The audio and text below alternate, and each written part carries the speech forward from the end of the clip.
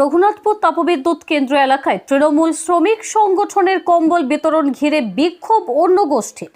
তৃণমূলের দুই গোষ্ঠীর দ্বন্দ্ব প্রকাশ্যে।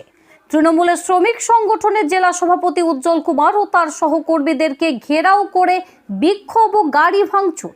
রবিবার সন্ধ্যার পর ঘটনার খবর পেয়ে রঘুনাথপুর থানার বিশাল পুলিশ বাহিনী পৌঁছে পরিস্থিতি সামাল দেয়। জানা গিয়েছে, রঘুনাথপুর 1 ও 2 নম্বর এবং নিতুড়িয়া ব্লক এলাকা নিয়ে তাপবিদ্যুৎ কেন্দ্র গড়ে উঠেছে। জেলা শ্রমিক সংগঠনকে নতুনভাবে সাজিয়েও তোলা হয়েছে, সেখানে গঠিত হয়েছে নতুন কমিটিও। আর এখন রঘুনাথপুর 2 নম্বর ব্লকের তৃণমূল নেতৃত্বরা আলাদাভাবে লড়াইয়ের ময়দানে নেমেছে। তাতেই নতুন কমিটির সাথে রঘুনাথপুর 2 নম্বর কমিটির ঝামেলা শুরু হয়েছে। জানা গিয়েছে, রঘুনাথপুর তাপবিদ্যুৎ কেন্দ্রের তৃণমূল শ্রমিক সংগঠনের তরফ থেকে অ্যাডমিট গেট বিল্ডিং এর সামনে শীতবস্ত্র বিতরণ অনুষ্ঠান করা হচ্ছিল। সেখানে সংগঠনের জেলা সভাপতি উজ্জ্বল কুমার, রঘুনাথপুর তাপবিদ্যুৎ কেন্দ্রের সংগঠনের সম্পাদক বিকাশ বাউরি, সংগঠন সদস্য হাজারি বাউরি প্রমুখ উপস্থিত ছিলেন। বস্ত্র বিতরণ অনুষ্ঠান শেষও হয়ে গিয়েছিল। আর শেষ মুহূর্তেই এলাকার 2 থেকে 3 শতাধিক তৃণমূল কর্মী এসে হঠাৎ শ্রমিক সংগঠনের জেলা সভাপতিকে ঘিরে ধরে বিক্ষোভ দেখাতে থাকেন। ঘেরাওকারীদের তরফ থেকে অভিযোগ তোলা হয়, অনুষ্ঠানে রঘুনাথপুর 2 নম্বর ব্লকের কোনো তৃণমূল নেতৃত্বকে ডাকা হয়নি। অন্যদিকে যারা তৃণমূল করে, তৃণমূলকে ভোট দিয়ে জিতিয়েছে, তাদের পরিবারের কাউকে কম্বল দেওয়া হয়নি।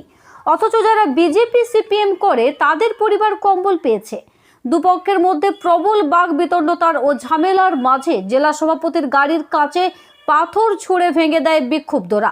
আর তাতেই পরিস্থিতি অগ্নিগর্ভ হয়ে ওঠে। পুলিশ সঠিক সময় পৌঁছানোয় বড় সড়ো ঝামেলা এড়ানো সম্ভব হয়েছে। যদিও গোষ্ঠী কন্দলকে প্রকাশ্যে এনে বড়দিনকে স্বাগত জানালো পুরুলিয়া জেলা তৃণমূল।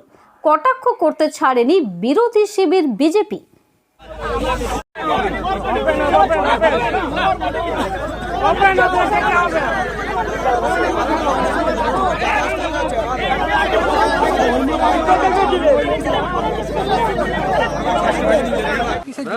ঝামেলাটা হয়েছিল ওই আজকে আইএনটিইউসির একটা মিটিং ছিল। আমরা দীর্ঘদিন দলকে জানাইছি, হ্যাঁ, আজকে যে আইএনটিইউসি সেক্রেটারি, ওনাকে আমরাই তৈরি করেছি।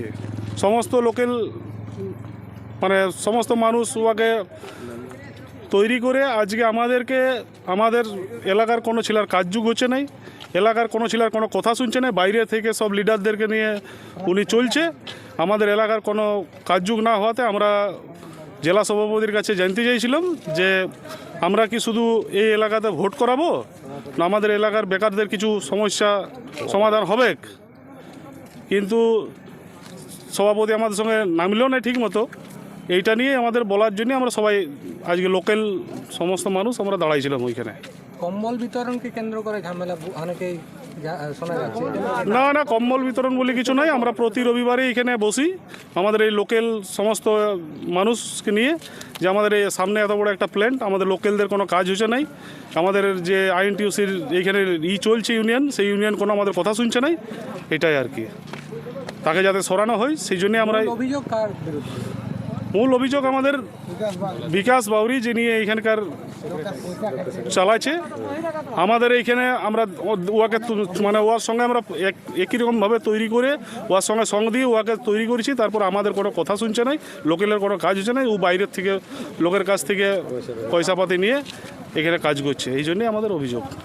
কম্বল বিতরণ সুষ্ঠুভাবে আমাদের হয়েছে। কম্বল বিতরণ হওয়ার পর কম্বল বিতরণ মাঝে আমাকে রঘুনাথপুর 2 নম্বর ব্লক সভাপতি ফোন করেন সঞ্জয় মেহতা, এবং আমাকে ফোন করে বলে যে আমি ইনভাইট পাইনি। যাই হোক, আমি যে ইউনিট সেক্রেটারি আমার আছে বিকাশ বাড়ি, তাকে আমি তৎক্ষণাৎ জিজ্ঞাসা করি যে তুমি তাকে খবর দিয়েছো কিনা। দিয়ে বলেছে হ্যাঁ, খবর দেওয়া হয়েছে। এবং আমার আইএনটিইউসির ব্লক সভাপতি 2 নম্বরের সন্দীপ মেহতা থেকে সঞ্জয় মেহতা, এই স্বপন মেহতা, আমার বরুণ মেহতা আইএনটিইউসির সহসভাপতি, আমার সাদ্দাম আনসারি আইএনটিইউসির সভাপতি, আমার জেনারেল সেক্রেটারি হাজারি বাউরি থেকে শুরু করে যাদের খবর অনেকেই গেছিলো সেখানে পৌঁছেছিল। এবং আমরা মোটামুটি সেখানে 500 জনকে আজকে কম্বল দিই।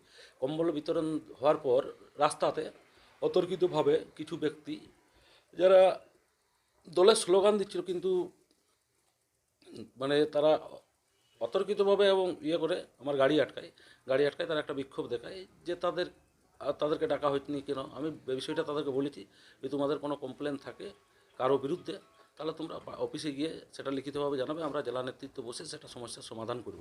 এরকম রাস্তায় আটকে সেই সমস্যার সমাধান হয় নাই, এটাই ব্যাপার।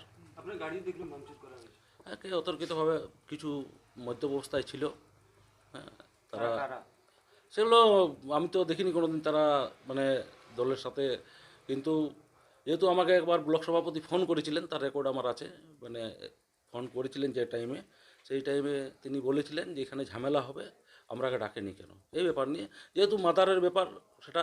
কিন্তু আমার ট্রেড ইউনিয়নের আমার ইউনিটের তত্ত্বাবধানে আরটিপিএসের যে ইউনিট, সেই ইউনিটের প্রতি বছর আমরা কম্বল বিতরণ করি প্রতিটা জায়গায়। কালকেও আমরা দেখেছেন যে আমরা সাতুড়িতে কম্বল বিতরণ করেছি, আজকে আমরা আরটিপিএসে গেটে করেছি, এরকম আমরা বিভিন্ন জায়গায় আমরা সেই প্রোগ্রাম করে থাকি।